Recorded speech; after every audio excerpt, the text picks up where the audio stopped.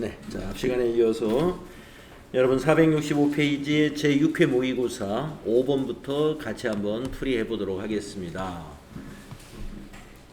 신용카드 매출점표가 있고 매출점표가 두 개가 있네요. 자료 1과 자료 2. 밑에 자료 설명을 보겠습니다. 자료 1은 회사 법인 소유의 승용차 2000cc를 이용해 대전 출장을 다녀온 영업부 박연아 과장이 제출한 법인카드 매출점표이고요. 여비교통비로 처리하라. 네, 출장 다녀오면서 여기 삼성카드로 주유소에서 기름을 넣는데 여비교통비로 처리하라. 자료 2는 영업부 박연아 과장이 출장 중 거래처 직원과 식사한 후 결제한 법인카드 매출점표입니다. 네. 자, 영업부 박 과장이 제출한 영수증입니다. 왼쪽에 있는 것은 여비교통비로 처리하라는 주유대금이고, 오른쪽에 있는 거, 이것은 거래처 직원과 식사한 식사비입니다. 그러면 거래처 직원과 식사한 식사비는 접대비가 되겠고요. 접대비. 그리고 기름 넣은 건 여비교통비입니다. 대변의 계정 과목은 하나죠. 그래서 이걸 하나의 점표로 거래를 건별로 입력하시오. 하나로 하면 안 되겠네요. 건별로 하라. 그러면 이거 하나, 이거 하나. 점표를 구분해서 작성해라. 이런 얘기입니다. 하나의 점표로 작성하는 방법과 건별로 입력하시오라는 이런 지시 있을 수 있으니까요. 그대로 하시면 되겠습니다.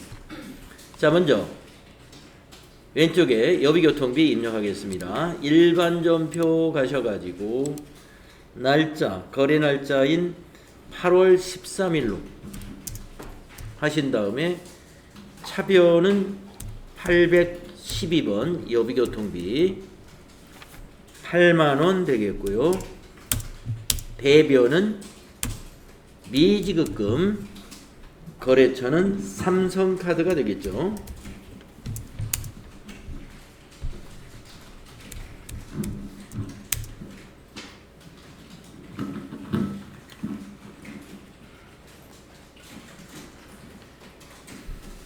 삼성카드 8만원. 자, 또 하나 해야 되니까 점표 2번에 차변에 이번에는 접대비 813번 85,000원, 대변은 미지급금, 거래처는 삼성카드 똑같죠? 99602 삼성카드 85,000원. 이렇게 하시면 돼요.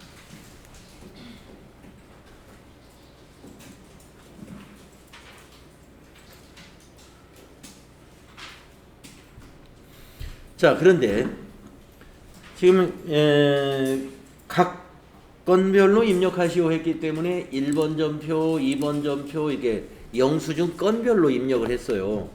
근데 만약에 수행과제가 하나의 점표로 처리하시오 또는 하나의 점표로 입력하시오 이렇게 주문을 했다면 이렇게 해야 됩니다. 대변을 미지급금 삼성카드로 해서 두 개를 더하는 거예요. 165,000원이죠.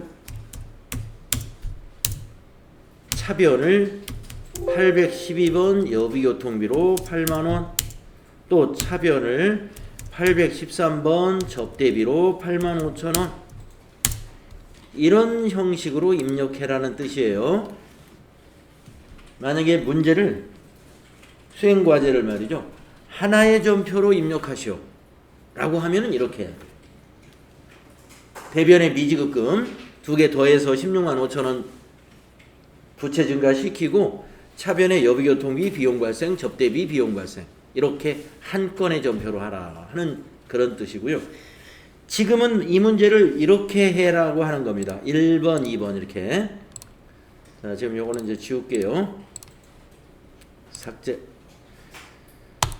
자, 하나의 점표로 하든 건별로 하든 회계에 미치는 영향은 똑같아요. 똑같은 거예요. 결과는 똑같은 것이다. 자, 넘어서 부가가치세 문제 같이 해보겠습니다. 자, 6회의 부가가치세 문제 첫 번째 문제 역시 세금계산서, 전자세금계산서를 발행하라는 문제입니다. 자, 자료설명. 상품을 공급하고 발행한 거래명세서이며 대금 전액 자기압수표로 받았습니다. 네. 자기압수표는 현금이라는 개정 과목으로 처리하는 겁니다. 거래명세서에 의해 매입 매출 전표를 자료를 입력하시오. 전자세금계산서 발행 및 내역관리를 통하여 발급 및 전송하시오. 이런 문제입니다. 자, 날짜가 10월 7일이네요. 자, 매입 매출 전표에 가셔가지고 10월 7일 입력하신 다음에 유형은 11번이 돼야 됩니다. 학생용 책상. 우리 회사는 가구 회사예요.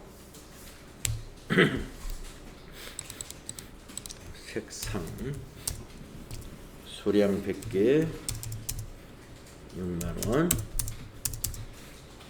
거래처는 가구나라. 가구나라. 너무 많아요. 그러면 나라로 검색을 하는 거예요. 나라. 그러면 가구나라 하나 나오죠.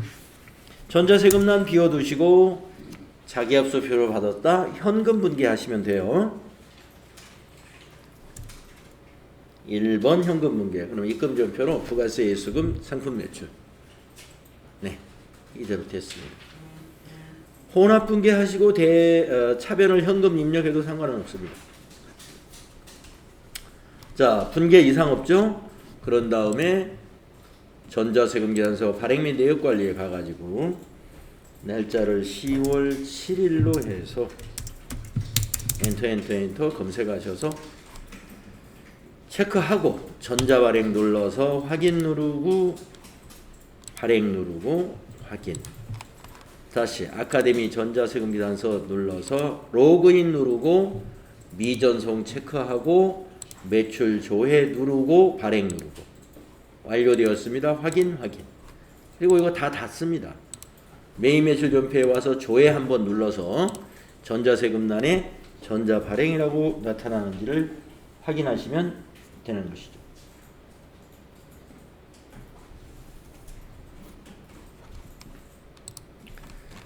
자, 두 번째 문제 매출거래 문제입니다. 상품 식탁 세트를 비사업자인 차윤아에게 판매하고 신용카드 매출 전표를 발급하였다. 매입 매출 자료를 입력하시오. 매출 채권에 대하여 외상 매출금 계정으로 처리할 것 이랬습니다. 자, 신용카드로 과세, 부가세 있는 재화를 판매했습니다. 그래서 우리는 유형을 17번 카과 매출로 유형을 선택해야 된다. 자, 날짜는 여기 있죠. 10월 10일입니다. 자, 매입 매출 전표 10월 10일로 입력하시고 유형이 가장 중요해요. 17번 카드사 BC카드 확인. 품명은 식탁 세트. 공급가액에다가 합계 입력하셔야 돼요. 1056 플러스. 그래야 96만원 96,000원 나누어서 입력이 될 겁니다. 거래처는 차윤아가 거래처가 되는 거예요. 전자세금 비워놔야 되고 분계는 카드 매출이니까 4번 카드 분계. 그러면 외상 매출금으로 정리가 됩니다. 외상 매출금 거래처는 차윤아가 아니라 BC카드가 맞고요. 매출세액은 부가세, 예수금, 식탁 세트는 상품 매출. 예, 분계가 카드 분계 해주면 딱 수정할 필요 없이 자동 분계가 잘 된 거예요. 외상 매출금 계정으로 처리됐죠.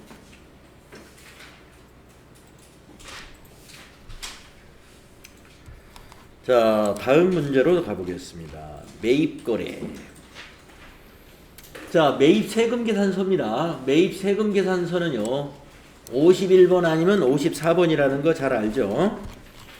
자료 설명을 봅시다. 대표이사가 사용할 업무용 승용차 5인승 3,500cc 2022년 11월부터 36개월 장기 렌트하기로 계약을 체결했습니다.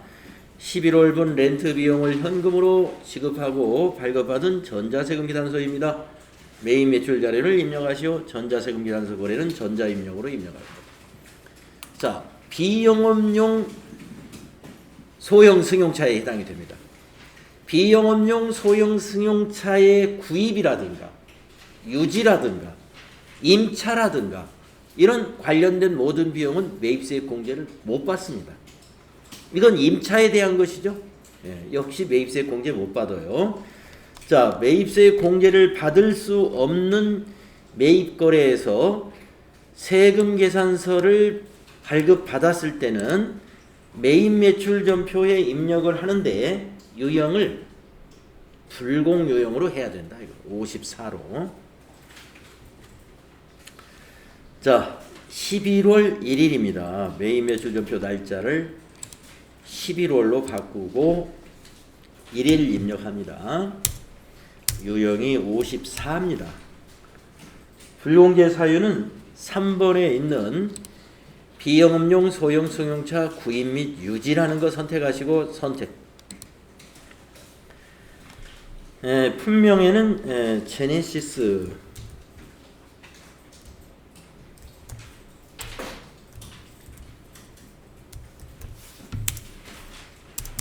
공급가액 75만원. 거래처는 해인렌트. 전자세금 계산서입니다. 1번. 대금은 어떻게 했어요? 전부 현금으로 했죠? 1번. 현금 분계. 상품이 아니라 임차료죠? 차 렌트하는 건 임차료입니다. 819번. 이렇게 출금으로 차변의 임차료니까 비용 발생이고요. 대변의 현금 자산 감소. 이런 거예요.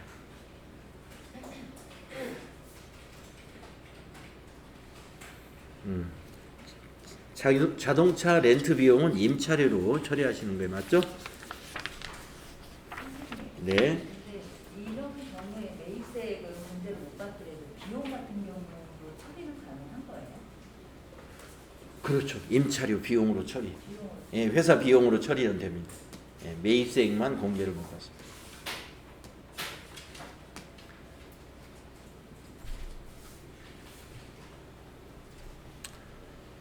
비용으로 처리를 못 받는 렌트 비용이 있을 수도 있는데 만약에 이 문제를 이렇게 바꾸면 어떻게 될까요? 임차료로 처리할 수가 없게끔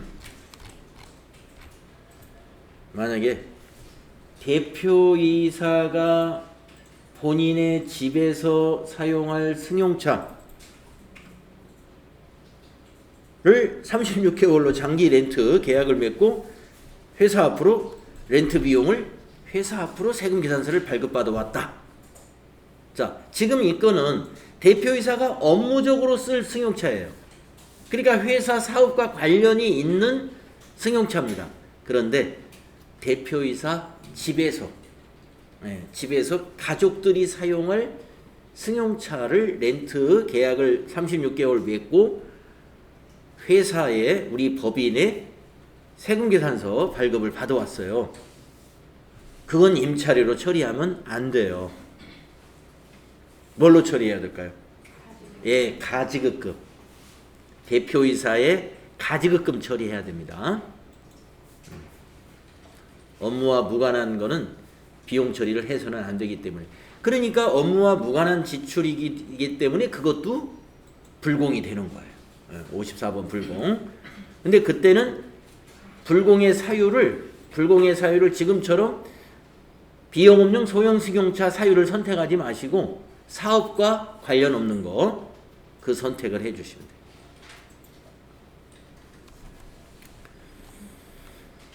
네, 그러나 이건 업무적으로 쓰는 승용차이기 때문에 임차료, 회사 경비로는 인정이 됩니다.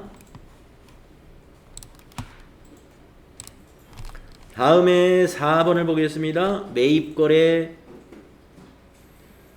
자, 세금 계산서 매입입니다. 이것도 51번 아니면 54번이라는 얘기인데요. 자료 설명을 봅니다. 당사의 신제품 개발에 따른 특허 출원 및 등록 비용에 대한 전자세금 계산서를 수취했으며 대금은 말일에 보통예금 통장에서 이체하여 지급하기로 했다. 미지급금이다. 이런 얘기입니다. 매입 매출 자료를 입력하시오. 전자세금 계산서 거래는 전자입력으로 입력할 것. 자, 이게 무슨 비용이냐면 특허 출원 비용이에요. 특허 출원. 그러면 이건 비용으로 처리하느냐? 특허 출원은 특허권이라고 하는 무형자산으로 처리해 줘야 돼요. 특허 출원에 관련된 비용은 특허권이라는 무형자산으로 처리해 주면 됩니다. 그리고 이건 매입세 공제가 가능한 거예요. 그래서 유형은 51번 과세 매입으로 유형을 선택하시고요. 밑에 분계는 차변의 특허권, 대변의 미지급금이 되면 됩니다. 자, 입력할까요? 11월 15일입니다. 11월 15일이고요. 유형은 51번입니다. 네, 품명은 그대로 써주시면 돼요. 여기 있는데요. 특허 출원 등록.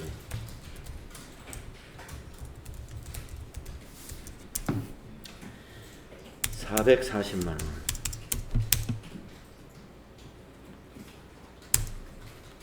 거래처 코아 특허. 전자세금 1번, 분계 3번 해야 되겠네요. 상품이 아니고 특허권. 상품을 특허권으로 고치고 내려와서 대변은 미지급금 금액은 4840 플러스가 된다. 탭키 눌러서 미지급금의 거래처 특허 코어 이렇게 되어 있는지 보시고요.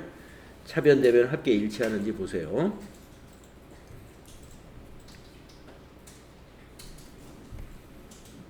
상품을 특허권으로 고쳐야 돼요.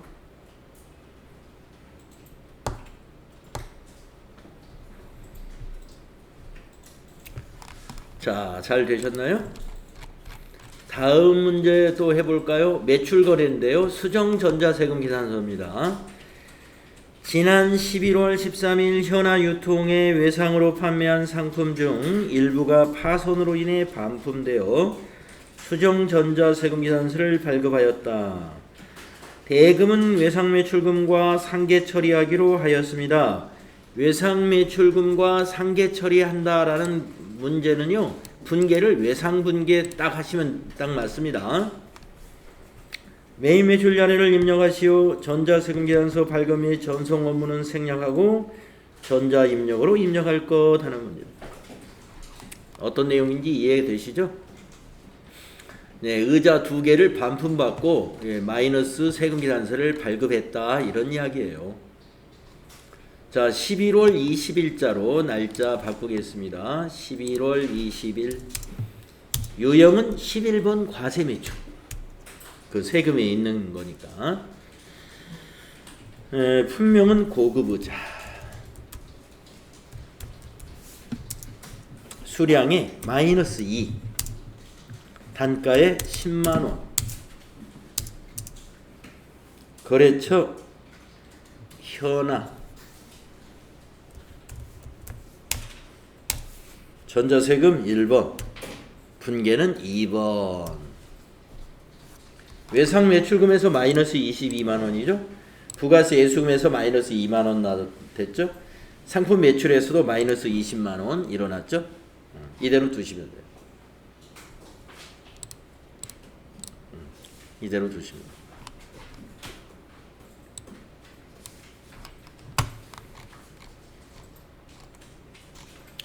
다음은 6번째 문제.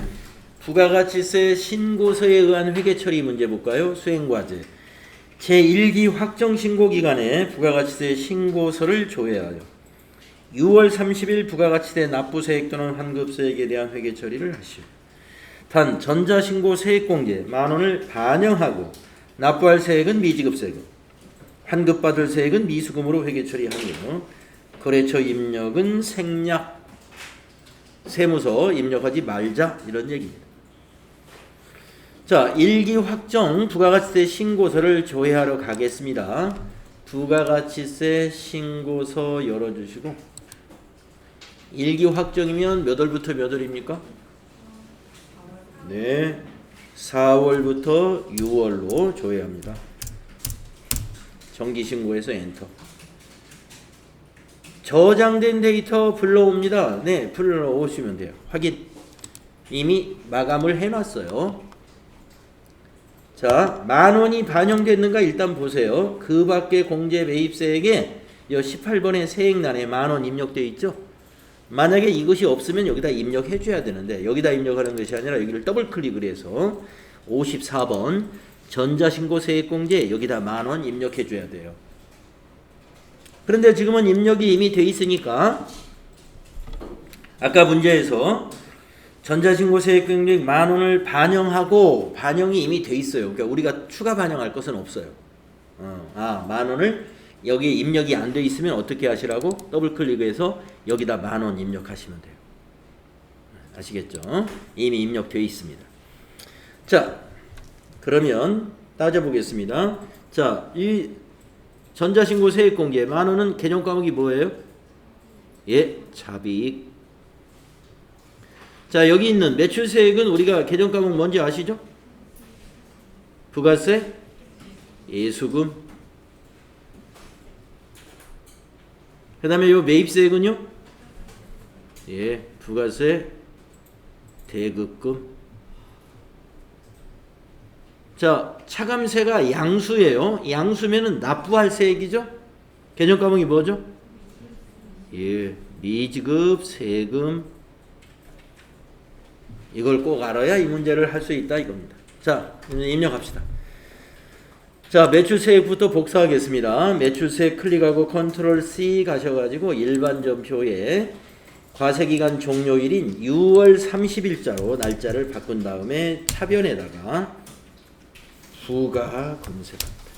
우리가 예수금을 넣어야 되니까 부가세 예수금 선택하시고 컨트롤 V. 자, 내려와서 대변에 부가, 이번에는 부가세 대급금 쭉 가가지고 부가세 신고서에 가서 또 이걸 복사해와요. 매입세 클릭해서 컨트롤 C, 일반전표에 와서 여기다 놓고 컨트롤 V. 그 다음에 또 대변에 아까 납부할 세액 미지급세금이죠. 미지급세금 원래는 거래처 코드 넣는 것인데 생략하시오 그랬으니까 지나가시고 부가세 신고서에 가서 여기 차감세 컨트롤 C, 일반전표에 와서 컨트롤 V. 이제 만원 차이 나죠? 이 대변에 차비익.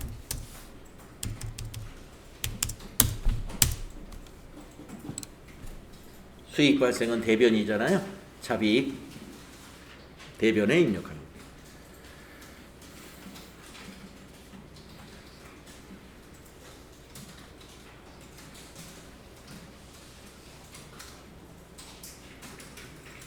네, 이런 유형의 문제는 출제될 확률이 매우 높습니다. 그래서 이거 처리가 아직 좀 내가 오락가락 하고 있다 그러면 절대 안 돼요.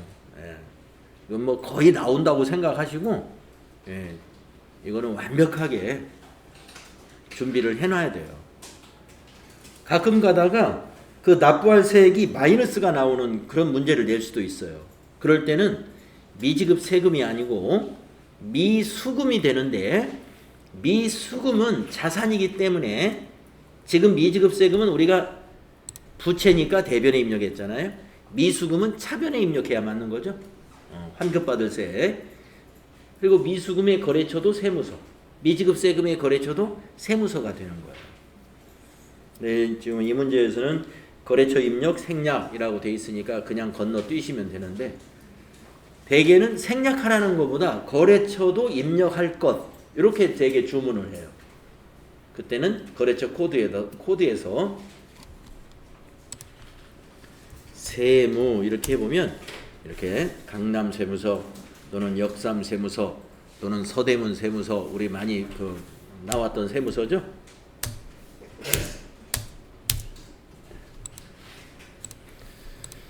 자, 부가세 정리분계 관련한 문제, 출제 확률이 매우 높은 문제다. 정확하게 알고 계셔야 됩니다. 자, 다음 문제 결산해 보겠습니다. 네. 결산 문제를 보게 되면은요, 그동안 기출 문제에서는 결산 문제가 1번, 2번이 다 결산이었는데, 모의고사 문제를 지금까지 쭉 보면은 결산 문제 중에 하나는 오류 수정 문제예요. 이번에도 회계 처리 오류 수정이라는 문제입니다. 자동차 보험 가입 증명서가 있고요. 밑으로 내려가서 9월 1일 본사 영업부 차량에 대하여 손해보험에 가입하고 수령한 자동차 보험 증권입니다. 결산 현재 보험료 경과분에 대한 회계 처리 오류가 발견되었대요. 올바르게 수정하시오. 단 보험료는 지급 시 자산 처리했으며 월할 계산할 것. 네. 그러니까 9월 1일 날 선급 비용으로 처리했나 봐요. 그런데 결산 분계를 안 했나 봐요. 아직. 그 얘기 같으죠? 결산 현재 보험료 경과분에 대한 회계 처리에 오류가 발견되었다. 해놓긴 했는데 오류가 있는 모양입니다. 그러면 먼저 9월 1일 걸 확인해 보세요. 이 144만 원을 뭘로 처리했는지. 자, 일반전표 9월 2일 거 한번 보세요. 네, 선급 비용으로 144만 원 전부 자산 잡아놨어요. 그러면 9월 1일 날부터 경과된 기간을 세어보면 9, 10, 11, 12 4개월이 경과됐죠. 4개월치는 선급 비용이 아니죠. 보험료죠. 그러면 144만 원을 가지고 4개월치 보험료를 계산을 해봅니다. 곱하기 4 나누기 12 해보세요.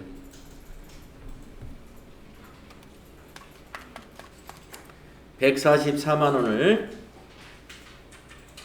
곱하기 4 나누기 12 12분의 4 48만 원이네요. 이 48만 원이 경과된 보험료입니다. 경과된 기간의 보험료. 이것을 잘못해놨다 이 말이에요. 어떻게 잘못했는지 12월 31일자 전표를 보면 되겠습니다. 자, 12월 31일자 결산 전표에 갔더니 보험료로 36만 원을 해놨네요. 이걸 48만 원으로 고치세요. 그리고 대변의 선급비용 자산 감소도 48만 원으로 고치세요. 개정 과목은 맞았어요. 경과된 기간을 비용으로 처리해야 되니까 차변의 보험료, 대변에는 선급 비용에서 자산 감소시켜야 맞죠. 개정 과목 차대변은 맞았는데 금액이 틀렸었습니다. 금액만 차대변을 고쳐주면 됩니다. 수정했습니다.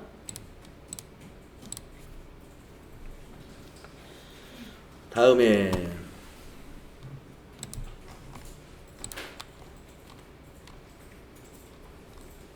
혹시 이 문제에서 질문 있으신가요? 제가 좀 빨리 해버린 것 같은데 이해되시죠? 다음에 수동결산 및 자동결산 문제 보도록 하겠습니다. 기말 상품 재고액은 5천만 원이다. 요건 그대로 거기다 입력해 주면 되는 거고. 2번 진송가구 결산 시 당기 계상액은 다음과 같다. 관리직 퇴직급여 충당부채 당기 설정액이 150만 원입니다. 수동결산 또는 자동결산 메뉴를 이용하여 결산을 완료하십니다. 퇴직금 추계액 전액에 대하여 퇴직급여 충당 부채를 설정하고 있다. 그래도 봐야 됩니다. 기설정된 퇴직급여 충당 부채가 얼마 있는지 합계잔액시산표를 열어봐 봐야 돼요. 합계잔액시산표 결산일 12월 31일로 합계잔액시산표에 가가지고 비유동 부채로 가서 비유동 부채에 장기차입금밖에 없네요. 그죠? 퇴직급여 충당 부채가 하나도 없어요. 하나도 없으므로 추계액 150만 원 모두 입력을 해서 퇴직급여 충당 부채로 설정하면 됩니다.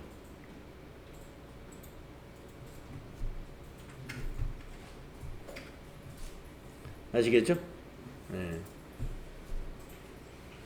자, 만약에 퇴직급여 충당 부채가 100만 원이 있다. 그러면 얼마 입력해야 될까요? 퇴직급여에다가 50만 원만 입력하면 돼요.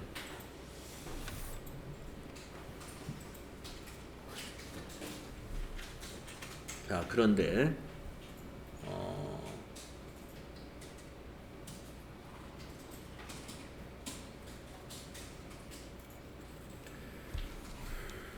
문제를 좀 바꿔서 만약에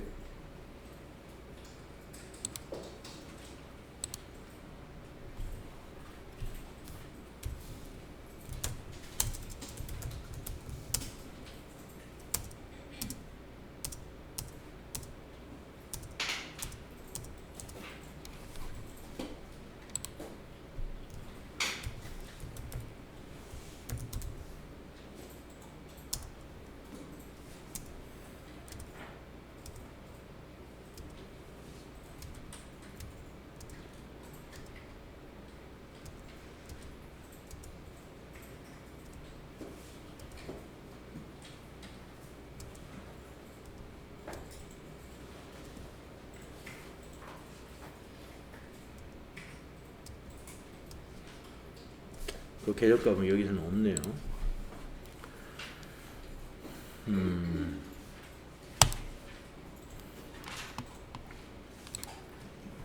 자, 만약에 퇴직급여 충당 부채가 150만 원보다 더 많이, 만약에 200만 원이 설정되어 있다. 200만 원. 그러면은 입력을 해서는 안 되죠. 더 많이 설정되어 있으니까.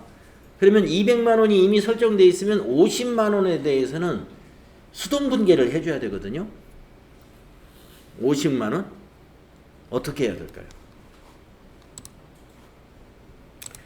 퇴직급여 충당 부채를 조회했더니 200만 원이 기설정되어 있는 게 있어요. 그럼 오히려 많이 설정되어 있는 거예요. 그럴 때는 결산자료 입력에다가 더 이상 입력해서는 안 되고 오히려 일반 전표에서 그 50만 원에 대한 회계 처리를 해줘야 돼요. 어떻게 해야 될까요? 12월 31일 일반 전표에다가 차변에 퇴직 급여 충당 부채 50만 원. 여기서 부채를 줄여줘야죠. 그러면 대변에는 뭐라고 하죠?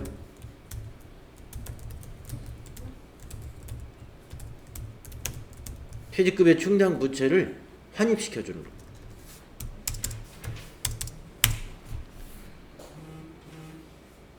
퇴직급여 충당 부채. 그래서 이 퇴직급여 충당 부채를 환입하는 것은 우리가 판매관리비에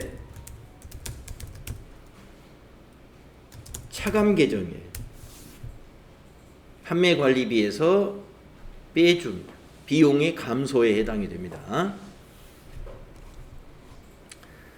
그래서 여러 가지로 낼 수가 있어요. 지금처럼 퇴직급여 충당 부채가 하나도 없는 상태로 문제를 내면 저 150만 원을 모두 입력하는 것이고, 퇴직급여 충당 부채가 일부 100만 원만 있다. 그러면 50만 원만 퇴직급여에다 입력을 해서 전표를 만들어야 되고, 더 많이 있다. 그러면은 퇴직급여 충당 부채를 감소시키는 분계를 해줘야 돼요. 자, 그러면 여기서는 150만 원을 모두 입력하면 됩니다. 자, 1번 문제 먼저 하고요. 그 다음에 이제 2번 문제는 손익계산서, 이익잉여금 처분계산서, 재무상태표 순서대로 작성하시면 되는데, 이익잉여금 처분계산서 작성할 때 여기 날짜, 처분 예정일 날짜, 그리고 상단에서 전표 추가 눌러주시면 되겠습니다. 자, 문제 해볼까요? 결산자료 입력에 갑니다. 1월부터 12월 입력하시고요. 확인 누르신 다음에 기말 상품 재고액 여기에다가 5천만 원 입력해 주시고, 퇴직급여 판매관리비 밑에 잡비 밑에 있어요. 퇴직급여 괄호 열고 전입액이라고 하는 것도 있습니다. 네, 퇴직급여에다가 150만 원 입력하시고, 전표 추가 누릅니다. 추가하시겠습니까? 예. 완료되었죠. 그리고 나서 이제 전체 메뉴에 가셔가지고 손익계산서를 실행합니다. 12월로 조회하시면 당기 순이익이 딱 계산이 됩니다. 1억 4천 정도 되죠. 그리고 나서 이익잉여금 처분계산서를 또 실행하죠. 불러오시겠습니까? 아니요 해도 되고 예 해도 돼요. 아니요로 일단 하겠습니다. 아니요. 자, 처분 예정일 2023년 0227, 처분 확정일 2022년 0227. 그래서 봐, 전기 2월 이익잉여금 여기 지워져 버렸네. 아니오를 해서 그런가? 예 해도 없던가요? 그러면 이게 없었나요? 자, 일단 전표 추가 누르겠습니다. 추가되었습니다. 확인. 재무상태표 한번 조회해 볼까요? 재무상태표를 12월 달로 조회했을 때 에러 없네요. 네, 에러 없이 재무상태표가 조회됐습니다. 그러면 안심하셔도 돼요. 자, 이렇게 해서 결산 문제까지 마무리를 했습니다.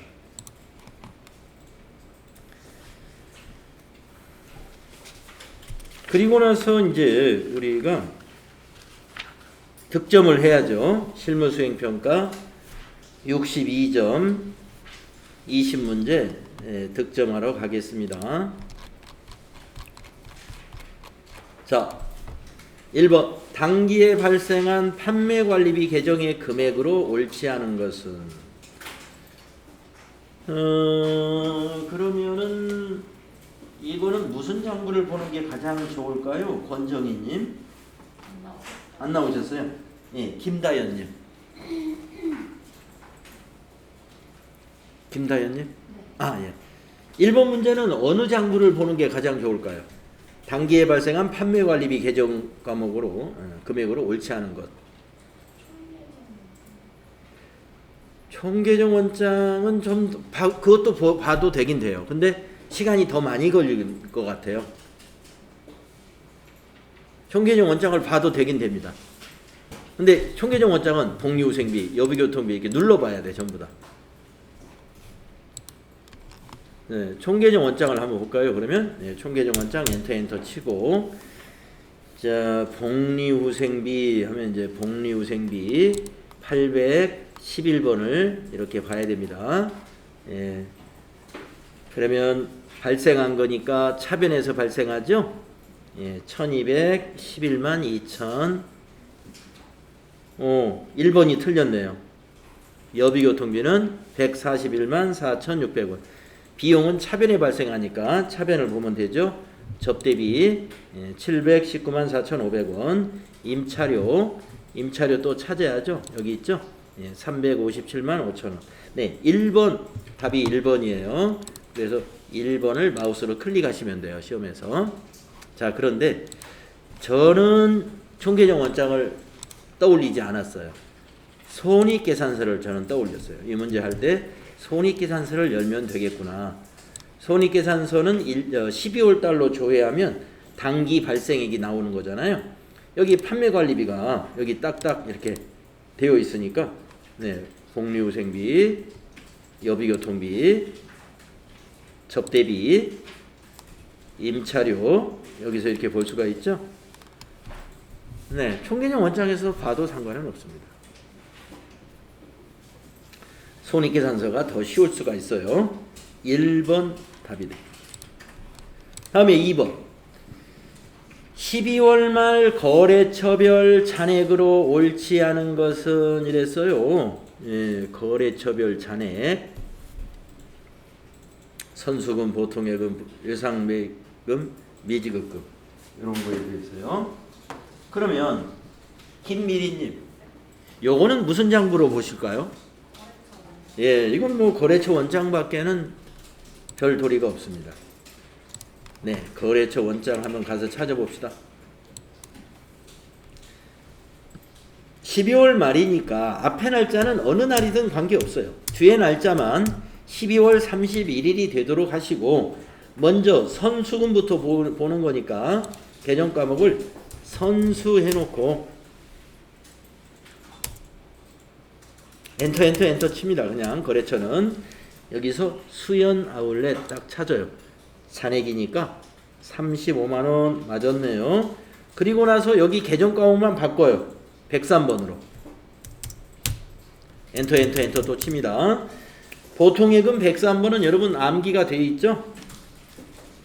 하나은행 봅니다. 잔액 맞았어요. 그 다음에 외상매입금 여기 코드 아시는 분은 251번 코드 모르면 물음표 단추 눌러서 검색을 합니다. 엔터 오 많습니다. 진화 인테리어 여기 있네요.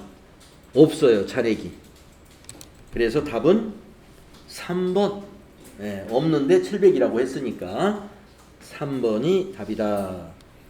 마우스로 3번을 클릭해 주시면 됩니다. 다음에 세 번째 문제. 전자세금 계산서를 발행하기 위한 거래처별 메일 주소로 옳지 않은 것은? 네. 그러면은 뭐 요거는 뭐 질문은 안 않겠습니다. 거래처 원장에 가야죠.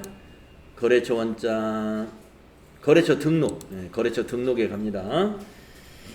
만세 가구를 찾는데 힘이 든다. 그러면 컨트롤 F 하고 만세 이렇게 하고 이메일 주소 추가 사항을 딱 눌러요.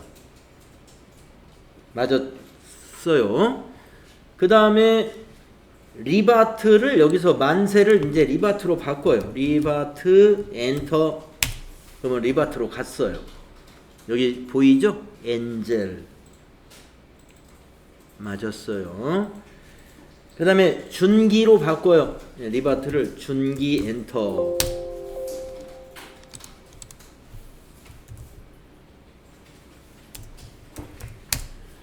네, 여기 뭐 보이죠? 준기 55.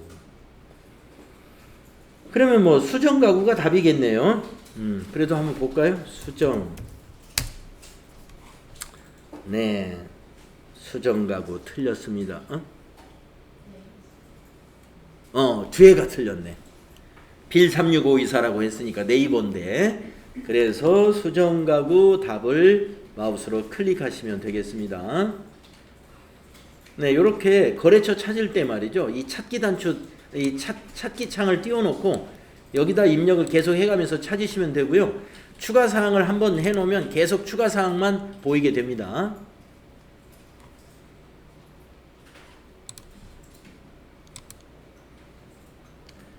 이렇게 해서 빨리 찾을 수 있는 방법을 우리가 알고 있어야 됩니다.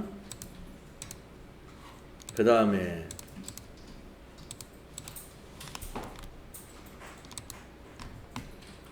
4번 3만 원 초과 지출에 대한 영수증 수취 명세서 1번에 12번 명세서 제출 대상의 전체 금액은 얼마냐? 네, 이건 뭐 영수증 수취 명세서로 가야 되는 거죠.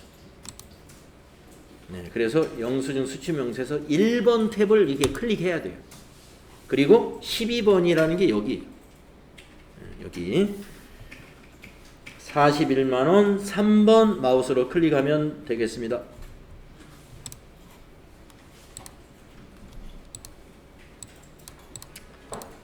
다음 5번 11월 말 거래처별 외상매출금 잔액으로 옳지 않은 것은 그렇죠? 예. 그러면 김장민님 요건 어디 장부에 가야 될까요? 그렇죠. 거래처 원장에서 봐야 됩니다. 거래처 원장 앞에 날짜는 상관없고 뒤에 날짜를 11월 하고 말일은 엔터를 그냥 치면 말일이 입력돼요. 108번 아시죠? 외상매출금 108번. 네, 엔터 지나가시죠. 테크노 스타가구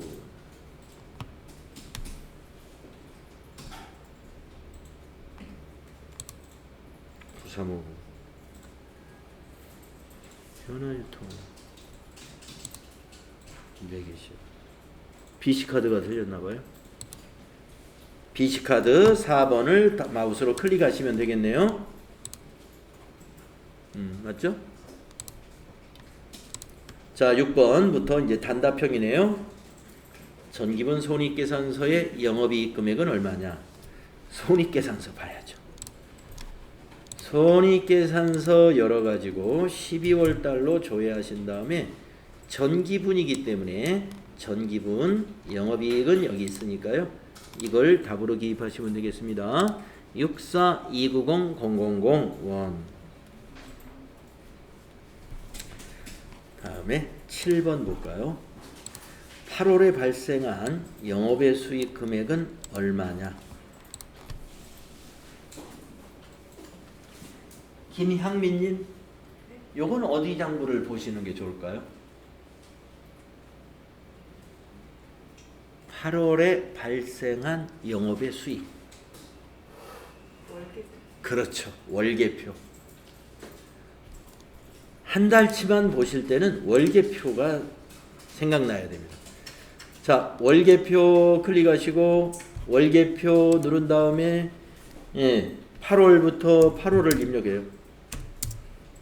그러면 8월달 거래가 시산표처럼 다 보입니다.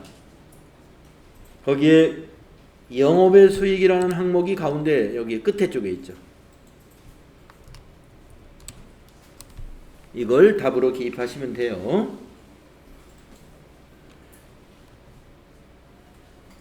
53만 원이 답입니다.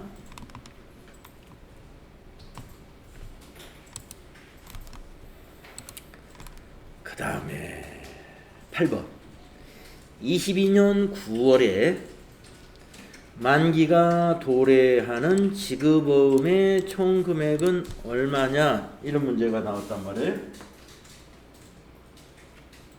그러면 목점수님, 요거는 어디를 가야 될까요? 지급어음 현황. 어음직계표는 여기가 아니고 맞아요. 지급어음 현황에 가야 됩니다. 지급어음 현황 가셔가지고 9월에 만기가 도래하는 거라고 했으니까 만기 일별이라는 데서 만기를 여기를 2022년 09 엔터 2022년 09 엔터 하면 9월 1일부터 9월 31일이죠. 전부 밑에서는 엔터를 치면 됩니다. 그래서 920만 원이죠. 9월에 만기가 도래하는 지급어음 총 금액 920만 원을 답에다가 입력하시면 되겠습니다.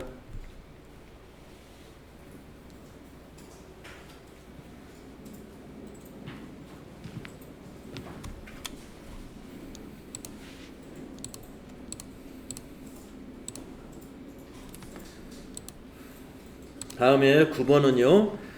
8월 말 당좌 자산 잔액이 얼마냐? 문민자님, 어느 장부를 보는 게 좋을까요? 그렇죠. 재무상태표.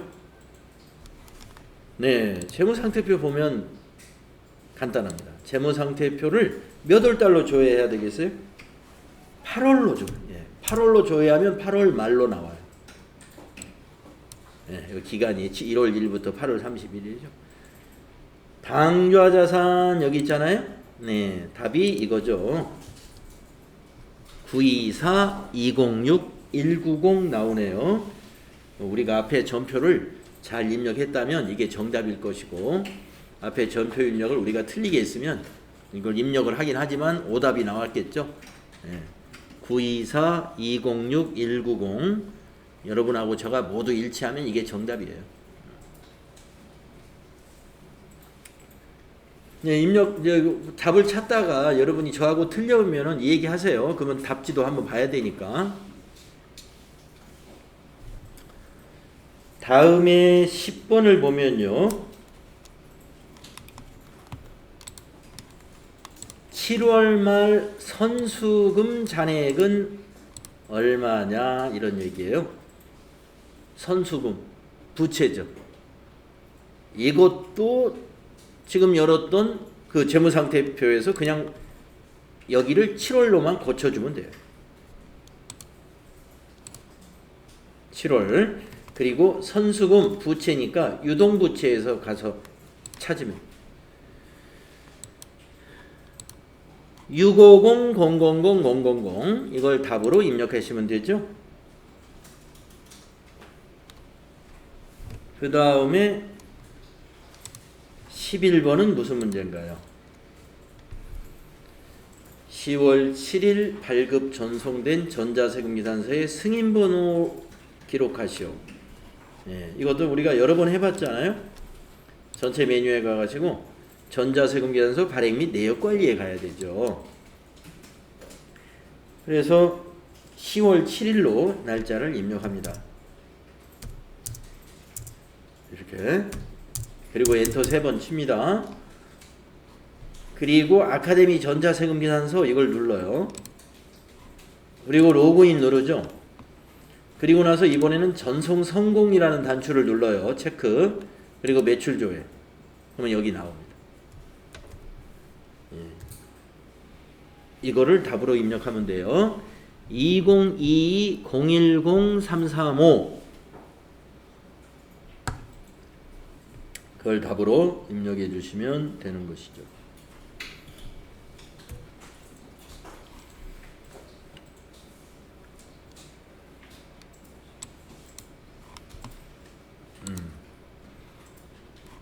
그 다음에 12번 문제는 제2기 확정 부가가치세 신고 시 전자로 발행된 매출 세금 계산서의 매수는 몇 매인가 라고 그랬어요.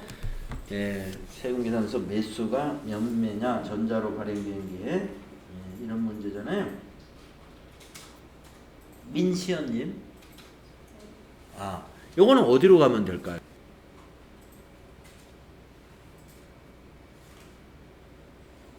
매출 세금 계산서 매수가 몇 매냐 2기 확정.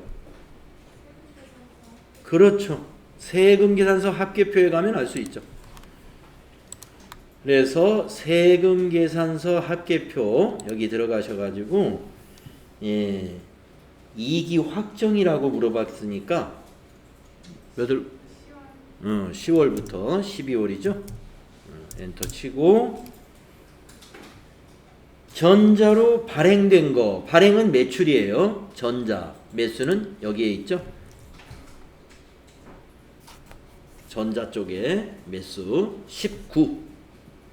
19를 답으로 입력하시면 되겠습니다. 다음에 13번 제2기 확정 부가가치세 신고 시 매입세액 불공제 내역의 공제받지 못할 매입세액은 얼마인가? 매입세액 불공제 내역이라고 했으니까 거기 가면 돼요. 매입세액 불공제돼요.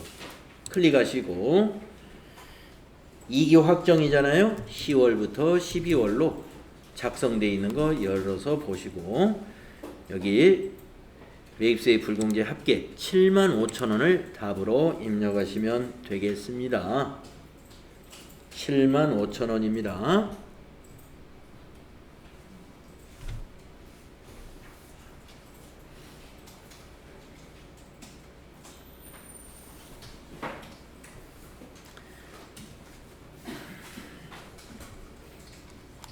그래서 문제에서 어느 장부인지를 딱 찍어주는 문제는 어렵지 않을 거예요.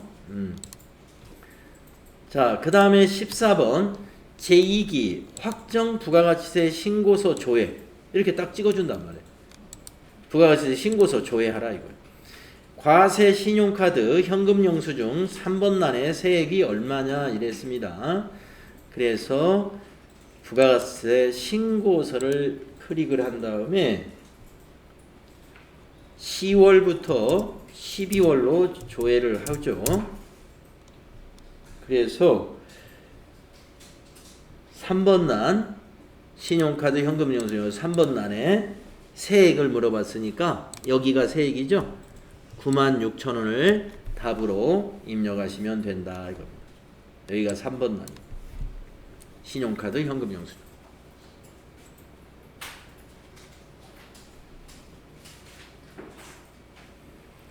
그 다음에 15번을 보면은요. 제2기 확정 부가가치세 신고서를 조회해서 세금계산서 수치분 고정자산 매입 11번의 세액은 얼마냐? 지금 여기 열어놨던 거에서 11번의 세액은 44만원이 맞나요? 네, 44만원이다. 답을 기입하시면 됩니다. 그 다음에 16번 11월에 발생한 상품 매출 금액은 얼마냐 이랬습니다. 뭐 이건 여러 가지가 생각이 날 수가 있겠는데 박은경님 이건 어디 가서 보실까요? 월계표? 월계표 좋습니다. 네. 자, 월계표 가가지고 11월부터 11월 상품 매출 수익이니까 여기에 있죠. 상품 매출 203,500,000. 네, 월계표를 떠올리셔도 잘했고 총계정 원장을 떠올리셔도 좋아요. 총계정 원장에서는 상품 매출을 찾아가지고 11월 거를 보시면 됩니다. 월계표. 다음에 17번 문제 볼까요?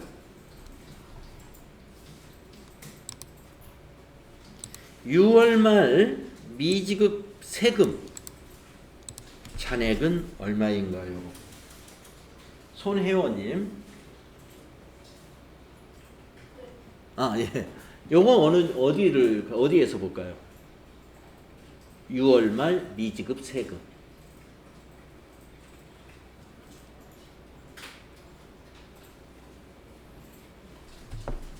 여러 가지가 있을 수 있어요. 총계정 원장에서 봐도 되죠. 네.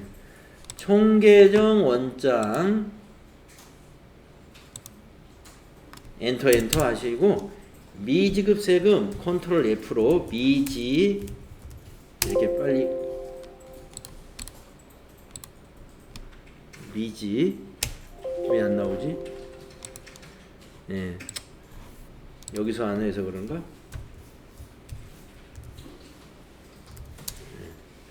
네, 미지 하면은 미지 쪽으로 가죠. 미지급 세금 여기 있습니다. 261번에. 그래서 6월 말이니까요. 6월 달 여기 클릭하시고 여기 있는 거 7,195,000을 답으로 입력하시면 됩니다. 총계정 원장을 떠올리신 분도 있겠고 재무상태표를 떠올리신 분도 있을 거예요. 재무상태표를 6월 달로 조회하면 6월 말 부채, 유동부채 쪽에 가면 미지급세금이 보이거든요. 그렇죠? 다음에 18번 12월 말 재무상태표에 무형자산 잔액은 얼마냐. 이렇게 재무상태표를 딱 찍었으니까 재무상태표에 갑니다. 12월. 그래서 무형자산, 유형자산과 무형자산은 비유동자산에 있죠. 여기에 무형자산 2940000 보이시죠? 거기에 특허권이 반영이 돼 있는가를 보려고 문제를 낸 거예요. 2940000 답을 기입하시면 됩니다.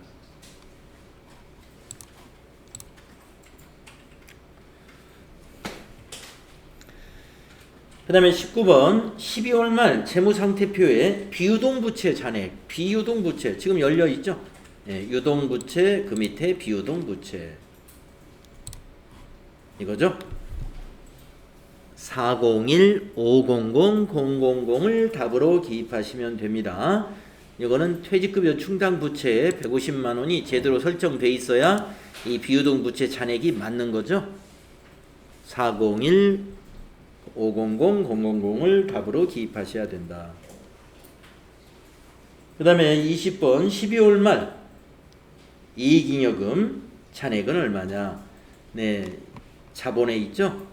미처분 이익잉여금을 답으로 기입하시면 됩니다. 203,802,270 이건 결산이 제대로 끝나야 요 미처분 이익잉여금이 서로 맞는 거예요. 결산이 잘 되어 있지 않으면 이게 틀리게 돼 있죠.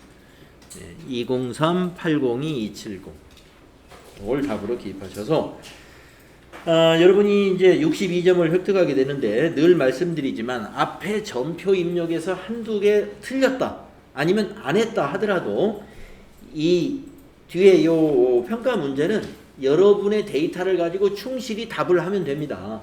앞에서 한두 개 틀렸다고 해서 여기 있는 게 다 틀리진 않아요. 한두 개 틀린다고 생각하시면 돼. 그렇잖아요? 여기서 한두 개 틀리는 건 문제가 없어요. 두 개 틀려야 6점. 6점밖에 해당이 안 되는 겁니다. 그래서 앞에서 점표 한두 개 실수 또는 한두 개가 아니라 서너 개라도 상관없어요. 한두 개든 서너 개든 실수했다고 해서 뒤에 이 실무수행 평가를 소홀히 해서는 절대로 안 됩니다. 그 부분만 점수가 빠진다고 생각하시면 돼요. 그것과 상관없이 답이 나오는 것들이 많이 있어요. 그래서 뒤에 이 실무수행 평가는 충실하게 하시면 기운 내가지고 해야 됩니다. 앞에 거 못했다 해서 기운이 쏙 빠져가지고 여기를 대충 하게 되면은 점수가 안 돼요. 그래야 될 것 같고 그 다음에 400 그 뒤에 있는 이 4점짜리 두 개는 앞에 문제하고 전혀 상관없이 전기분 거를 가지고 문제를 내요. 전기분 거.